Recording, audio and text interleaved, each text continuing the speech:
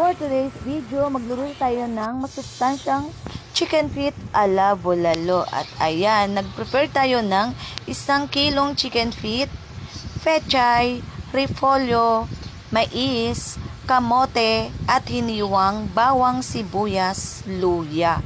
At ayan na guys, nakaprepare na ang ating lulutuing chicken feet ala bulalo. At nagpakulo ako guys ng tubig sa kasirola at inilagay ko na ang chicken feet at saka mais na sabay nating palalambutin sa ating pagluluto. At ayan na, niluluto na natin ang chicken feet ala bulalo at inilagay ko na rin ang mga pampalasa tulad ng patis, asin at iba pang pampalasa. At inilagay na rin natin ang repolyo, pechay at kamote.